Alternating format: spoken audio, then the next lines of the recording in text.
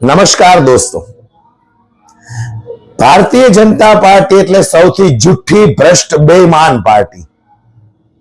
આપણે સૌ લોકો જાણીએ છીએ કે તમે કોઈ પણ જાતનું કૌભાંડ કરો અને ભારતીય જનતા પાર્ટીમાં જોડાઈ જાઓ એટલે તમામ કેસ, તમામ ગુનાઓ તમારા ઉપરથી માફ થઈ જાય. આવા 1, 2, 3, 4 નહીં, હજારો દાખલા છે. ભારતીય જનતા પાર્ટીના નેતાઓને, દેશના વડાપ્રધાન સુધીના વ્યક્તિઓને મન ફાવે એવી ગાળો દેનારાઓ પણ આજે ભારતીય જનતા પાર્ટીમાં જઈ અને ધારાસભ્ય બનીને બેઠા છે, મંત્રીઓ બનીને બેઠા છે. વિચાર કરો તમે, આ ભારતીય જનતા પાર્ટીને એવી રીતે શું મજબૂરી છે કે દેશના વડાપ્રધાન, દેશના ગૃહમંત્રી, ભારતીય જનતા પાર્ટીના તમામ નેતાઓને, મન ફાવે એવી ગાળો દેનારાઓને પોતાની પાર્ટીમાં જોઈન્ટ કરે છે. આવી શું જરૂર પડે છે? આ સિલસિલો કોણે ચાલુ કર્યો છે? ખરીદી વેચાણનો. CR પાટીલે. સામેની પાર્ટીનો કોઈ વ્યક્તિ તમારા વિરુદ્ધ બોલે છે, તમારી સામે અવાજ ઉઠાવે છે, તમારા કૌભાંડો ખુલ્લા કરે છે, તો એને ખરીદીને આપણી પાર્ટીમાં લઈ લો અને પૈસાના લાલચુ ભારતીય જનતા પાર્ટી સાથે જોડાઈ અને ભારતીય જનતા પાર્ટીમાં જઈને મંત્રી, સંત્રી, ફલાણા ઢેકડા બની જાય છે. વિચાર કરો તમે દોસ્તો. આમ નાગરિક, આમ જનતા, મજબૂર, લાચાર, બેબસ લોકો સાથે અન્યાય કરવામાં આ લોકોએ કોઈ કસર નથી છોડી. આપણે એમ પણ કહી શકાય કે અંગ્રેજોના, સીધી લીટીમાં કહીએ તો અંગ્રેજોના વારસદારો છે આ લોકો. તમે વિચાર કરો, આદિવાસી સમાજના એક વ્યક્તિએ પોતાના સમાજ માટે અવાજ ઉઠાવ્યો. આજે એની સાથે આ ભારતીય જનતા પાર્ટી શું કરી રહી છે? ચેતર વસાવાએ પોતાના સમાજ માટે અવાજ ઉઠાવ્યો. ભારતીય જનતા પાર્ટીના કૌભાંડોને ખુલ્લા પાડવા માટે અવાજ ઉઠાવ્યો. વિધાનસભાની અંદર, મનરેગાની અંદર કૌભાંડો થયા, એ ખુલ્લા પાડ્યા. સાયકલ કૌભાંડો ખુલ્લા પાડ્યા. કેટલી બધી કચેરીઓ પર જે કૌભાંડો થાય છે એ કૌભાંડો ખુલ્લા પાડ્યા. તો આજે ચેતર વસાવા ઉપર અંગ્રેજો જેમ વર્તન કરવામાં આવે છે. ભારતીય જનતા પાર્ટીનો પટ્ટો જો તમારા ગળામાં હોય, તમે બળાત્કાર કરો તો પણ તમને જામીન મળી જાય. ભારતીય જનતા પાર્ટીનો પટ્ટો ગળામાં હોય, તમે ડ્રગ્સ વેચો તો પણ તમને જામીન મળી જાય.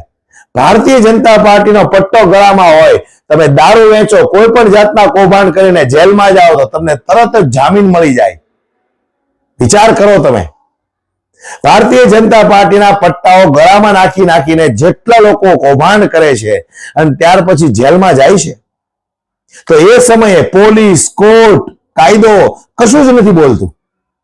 પણ જે વ્યક્તિ ભારતીય જનતા પાર્ટી સામે અવાજ ઉઠાવે છે, ભારતીય જનતા પાર્ટીના કૌભાંડોને ખુલ્લા પાડે છે, એ તમામ લોકો માટે જામીન પણ મુશ્કેલ બની જાય છે. દોસ્તો, આ તાનાશાહી નથી તો શું છે? આ લોકો એવું ઈચ્છે છે કે અમે જ અંગ્રેજોના વારસદારો છીએ, અમે કહીએ એમ જ થવું જોઈએ, અમારી સામે અવાજ ઉઠાવવાની કોઈની મજાલ ન થવી જોઈએ. પણ ક્યાં સુધી લાઠીથી જ અવાજ દબાઈ જતો હોત દોસ્તો, તો આજે આપણને આઝાદી ન મળી હોત. લાઠીથી જ અવાજ દબાઈ જતા હોત, જેલોની દીવારોથી અવાજ દબાઈ જતા હોત, તો આજે આપણને આઝાદી ન મળી હોત. આ તો સંઘર્ષની ભઠ્ઠીમાં તપીને જે યુવાનો સંઘર્ષ કરવા માટે નીકળી પડ્યા છે, એનો અવાજ આ લાઠીઓ ક્યારેય નહીં દબાવી શકે. જે લોકોએ મનમાં નક્કી કર્યું છે કે આ ભ્રષ્ટ ભારતીય જનતા પાર્ટી સામે કોઈ પણ સંજોગે ઝૂકવાનું નથી, એ લોકો આ લાઠી, કાયદા, કાનૂનથી ક્યારેય નથી ઝૂકવાના. ગાંધી પણ નહોતા ઝૂક્યા અંગ્રેજોની સામે, કારણ એ ઈમાનદાર હતા. સરદાર પટેલ નહોતા ઝૂક્યા આ અંગ્રેજોની સામે, એ ઈમાનદાર હતા. ભગતસિંહ ક્યારેય નહોતા ઝૂક્યા અંગ્રેજોની સામે, ઈમાનદાર હતા. એ લોકોના લોહીની અંદર ઈમાનદારી હતી. અંગ્રેજોની સામે મજબૂતાઈથી લડ્યા અને આપણા દેશને આઝાદ કરાવ્યો.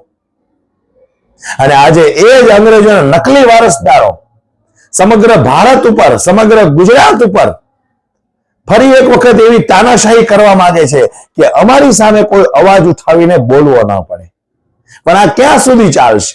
લોકો જાગૃત બનશે, લોકોની અંદરનો આત્મા જાગશે, પછી તમારે ભાગવું પડશે. અને જ્યારે જનતાની અંદરનો આત્મા જાગશે ને, ત્યારે ભ્રષ્ટ ભારતીય જનતા પાર્ટીના નેતાઓને ભાગવું પણ મુશ્કેલ પડી જવાનું છે.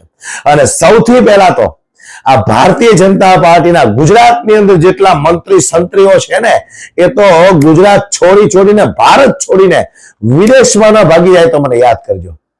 જે દિવસે ભારતીય જનતા પાર્ટીની સરકાર પડી, ગુજરાતની અંદર રહેલા ભ્રષ્ટ ભારતીય જનતા પાર્ટીના મંત્રીઓ સંત્રીઓ ધારાસભ્યો દેશ છોડીને ન ભાગવા મળે તો મને યાદ કરજો. કારણ કે એટલો ભ્રષ્ટાચાર કર્યો છે. પણ જનતા હજી કેમ ભારતીય જનતા પાર્ટીને વોટ આપે છે, ક્યારેક મને એ મગજમાં વિચાર આવે ને, ત્યારે હું 2 કલાક સુધી સૂઈ નથી શકતો. આટલો ભ્રષ્ટાચાર થાય, ખુલ્લેઆમ બળાત્કારો થાય, હત્યા, મર્ડર, ડ્રગ્સ, દારૂ.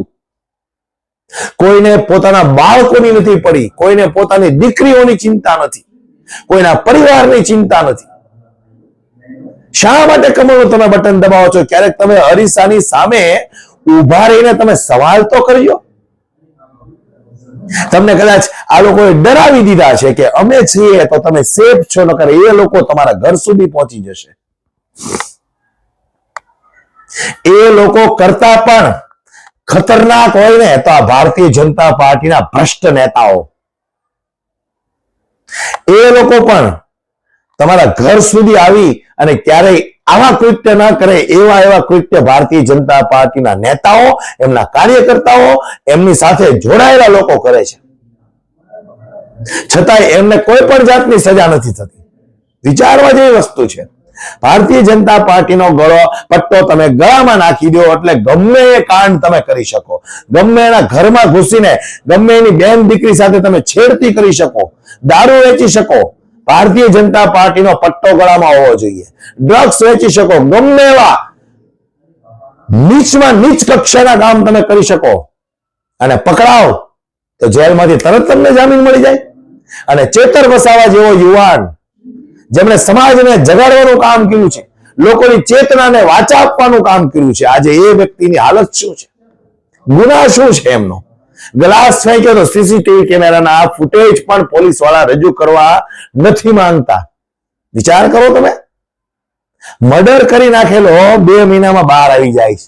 ભારતીય જનતા પાર્ટીનો પટ્ટો જો ગળામાં પહેરી લે ને તો એના પણ જામીન થઈ જાય છે. અસંખ્ય દાખલાઓ જોયા છે, કહેવાની મારે જરૂર નથી. પણ જાગો. મારો કહેવાનો ધ્યેય એ છે દોસ્તો, જાગો. ખરેખર તમારા માટે, મારા માટે નહીં, આપણી આવનારી પેઢી માટે જાગો યાર. હવે હદ થાય છે. ખરેખર તાનાશાહી, હિટલરશાહીની હદ થાય છે. ક્યારેક તો આપણને એવું લાગે કે આના કરતા તો અંગ્રેજો સારા હતા, કે જેમનો એક જ સિદ્ધાંત હતો કે અત્યાચાર કરવાનો છે, ભારતને ગુલામ બનાવવાનો છે. આ લોકો તો જેવો પવન એવી વાતો. વિચાર કરો તમે. આની વાતોમાં આવીને લોકોનું બ્રેન વોશ થઈ ગયું છે. ડાય વાતો કરે, સુફિયાની વાતો કરે, મહિલા સુરક્ષાની વાતો કરે, અને ત્યાર પછી મહિલાઓ પર બળાત્કાર થાય તો આપણી અંદરનો આત્મા આપણને સવાલ તો કરે ને, કે આ જ લોકો એમ કહેતા હતા કે મહિલા સુરક્ષાઓ, મહિલા સન્માનની વાતો કરીએ છીએ ને, એ જ ગુજરાતની અંદર મહિલાઓ પર બળાત્કાર થતા હોય અને એ બળાત્કારી ભારતીય જનતા પાર્ટી સાથે જોડાયેલો હોય અને એને કોઈ પણ જાતની સજા ન થાય તો દોસ્ત મારો તમારો આત્મા અંદરથી જાગવો પડે. જાગવો પડે કે આપણે આ કમળનું બટન શું કામને દબાવીએ છીએ.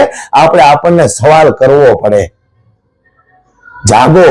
હું એટલું કહેવા માંગુ છું, આપણા આવનારા બાળકોના સારા ભવિષ્ય માટે જાગો દોસ્તો.